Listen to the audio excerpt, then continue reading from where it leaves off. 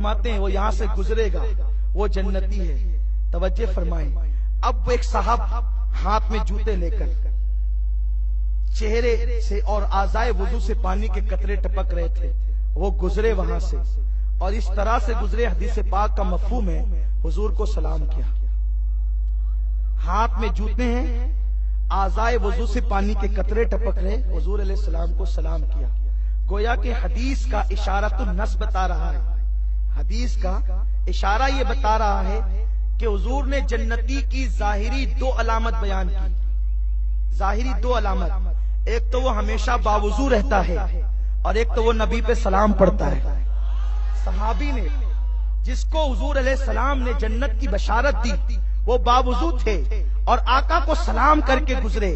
اب جو لوگ سلام ہی سے چڑے, آپس میں ایک دوسرے کو سلام کرنے کی بات تو کرتے ہیں, لیکن جب نبی پہ سلام پڑھنے کی بات آتی ہے وہ کہتے ہیں وہ مدینے سے کیسے سن سکتے ہیں, کیا وہ سن سکتے ہیں 7 سمندر پار سے. نادان, یہ بتا کہ آقا علیہ السلام کی حدیث ہے بعض مردوں کی روحیں اگر وہ نیک ہے تو چاہے زمزم پہ ہے, کسی کی روح عرش پر ہے, کسی کی روح آسمانوں پر ہے, یہ روحیں مختلف ہے, لیکن قبرستان جاتے ہو تو سلام کرتے ہو. قبر یہاں ہے, روح عرش پر ہے, تو بتاؤ وہ سلام کا جواب دیتا ہے کہ نہیں دیتا ہے؟ دیتا ہے. عرش دور ہے یا مدینہ منورہ دور ہے؟ جہاں جس کی روح عرش پر ہو تو وہ سن کر کے سلام کا جواب دے دے, جس کی روح جسم انور میں موجود ہو, کیونکہ آقا علیہ السلام کی روح اس وقت بھی ان کے جسم انور میں موجود ہے, کیونکہ انبیاء کو بھی اجل آنی ہے, ایسی آنی کہ فقط آنی ہے, پھر وہی موت کے بعد ان کی حیات مثل سابق وہی جسمانی ہے. اس کی بیوی سے جائز ہے نکاح, اس کا ترکہ بٹے جو فانی ہے. میرے آقا علیہ السلام کے دیوانوں, آقا علیہ السلام کی روح انور اب بھی قبر انور میں موجود ہے. اور یہ بات عرض کروں, ٹائم کا خیال ہے مجھے, لیکن یہ بات عرض کروں, شیخ عبدالحق محدث دہلوی کہتے ہیں حضور کی روح انور جب جسم انور سے نکالی گئی تو فرشتے اسے رکھنا چاہتے تھے اس مقام پر جو اس سے بہتر ہو, کیونکہ ہمارے خاکی جسم سے روح نکلتی ہے تو اس سے بہتر جو مقام ہے فرشتے اس کو وہاں لے جاتے ہیں. کن کو؟ نمازیوں کو, روزے داروں کو, حاجیوں کو, غازیوں کو, شہیدوں کو. اب مجھے بتائیں کہ میرے جسم سے افضل مقام چاہے زمزم ہے, عرش ہے, تو ہماری روحیں وہاں لے جائی جاتی ہے, لیکن نبی کے جسم سے روح نکل کر اب وہاں جائے گی جو جسم مصطفیٰ سے افضل مقام ہوگا.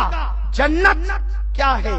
وہ جہاں بار بار آئے جائیں, وہ جہاں بار بار آئے جائیں, ماں بین بیتی و منبری روضۃ من ریاض الجنہ, وہ تلوے رکھ دے تو وہ جگہ جنت بن جائے. پھر عرش پہ لے جائے تو اللہ اکبر.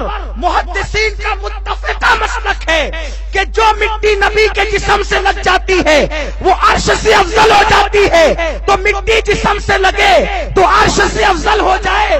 تو نبی کے جسم سے نہ کعبہ افضل ہو سکتا ہے, نہ عرش افضل ہو سکتا ہے, نہ جنت افضل ہو سکتی ہے. تو رکھے کا مقام افضل پر لے جانا ہے تو اللہ نے حکم دیا محبوب کے جسم سے مخلوق میں کوئی چیز افضل نہیں, کوئی مقام افضل نہیں ہے, اسے وہی لوٹایا جائے. تو حضور کی روح قبر انور میں ان کے جسم پاک میں موجود ہے.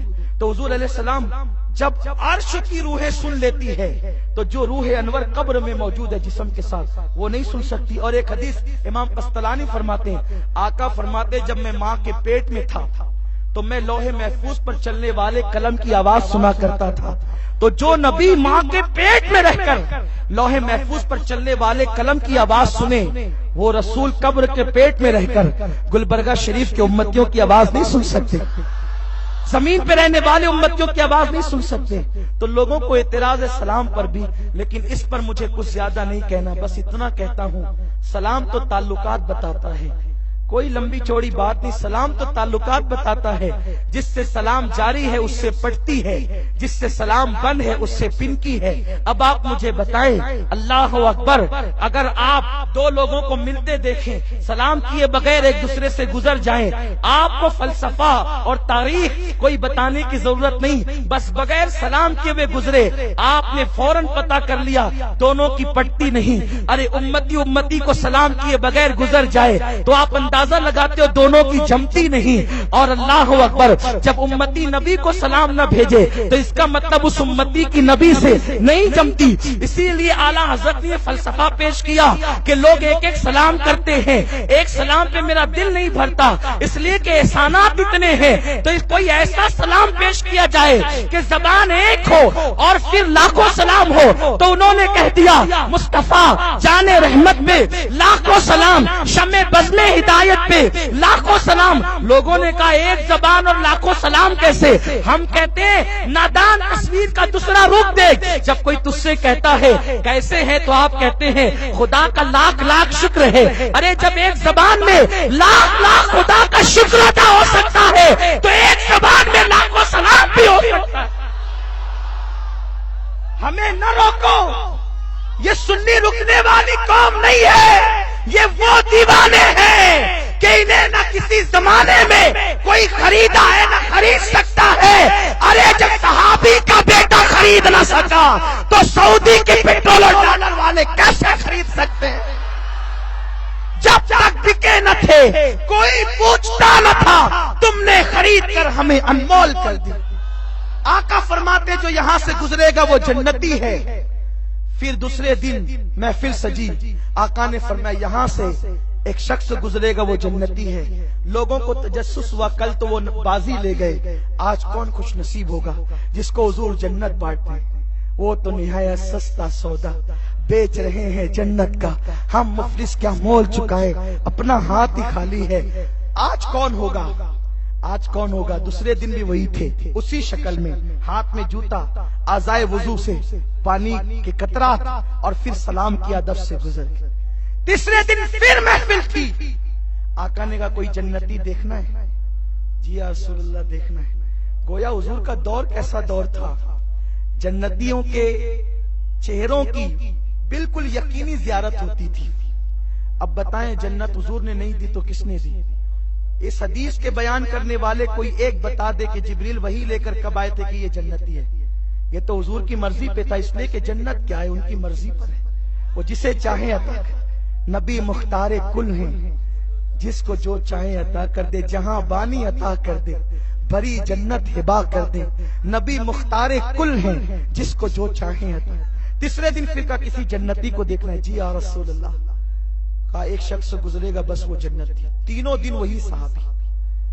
حضرت عبداللہ ابن عمرو ابن عاص، عمر ابن عاص کے بیٹے صحابی عبداللہ، وہ بھی صحابی تھے، ان کے ابا بھی. وہ پیچھے پیچھے دوڑنے لگے. چچا جان مجھے آپ کے گھر مہمان بننا ہے، اجازت ہے؟ انہوں نے کہا ٹھیک ہے بیٹے کوئی بات نہیں چلو. 3 دن تک کہ عبداللہ ابن عمرو ابن عاص ان کے گھر رہے. 3 دن تک، 3 راتیں. دیکھا ان کو کیا کرتے ہیں، کیسے کرتے ہیں.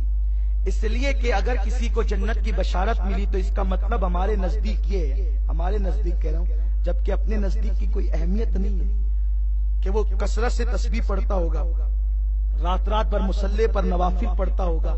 یہی سب تو تصور ہے نا جنتی ہونے کا. 3 دن تک کہ عبداللہ ابن عمرو ابن عاص ان کے گھر رہے. 3 دن کے بعد کہا اچھا چچا اب میں چلتا ہوں. کہا کیا بات ہے بیٹا، تم آئے تھے کچھ کہا نہیں، جا رہے ہو کچھ نہیں کہتے، کیا وجہ ہے؟ کہا چچا جان آقا علیہ السلام نے 3 دن تک مسلسل تمہیں جنت کی بشارت دی. 3 دن تک مسلسل جنت کی بشارت دی. چچا میں نے سوچا کہ آخر وہ کون سا عمل ہے جس کی وجہ سے تمہیں جنت کی بشارت ملی، جس کی وجہ سے تمہیں جنت کی بشارت ملی، کون سا عمل ہے؟ وہ عمل کون سا ہے؟ میں بھی تو دیکھوں تاکہ ہم بھی وہ عمل کریں تو ہمیں بھی جنت کی بشارت ملے. لیکن میں نے 3 دن 3 راتیں دیکھا آپ ہم سے زیادہ عمل نہیں کرتے. جو ہم کرتے ہیں بس وہی آپ کی زندگی میں، ہم سے زیادہ کچھ نہیں کرتے آپ. لیکن حیران ہوں کہ حضور نے جنت کی بشارت دی. وہ مسکرا کے کہتے بیٹا اگر یہ راز تجھے معلوم کرنا ہے تو سن لے، میرا عمل زیادہ نہیں ہے لیکن جس وجہ سے جنت کی بشارت ملی ہے ہو نہ ہو میرا وہ عمل ہے جو تجھے دکھا نہیں. کہا وہ کون سا عمل ہے؟ فرمایا جس دن سے میں نے ایمان لایا، جب سے میں نے اسلام قبول کیا ہے، ایمان لایا ہوں، اس دن سے لے کر آج تک کسی مومن کے لیے میرے دل میں کینہ نہیں رکھا، میرا دل ہر مومن کے لیے صاف ہے، بس اسی عمل کی برکت ہے کہ اللہ کے حبیب علیہ السلام نے مجھے 3 دن تک جنت کی بشارت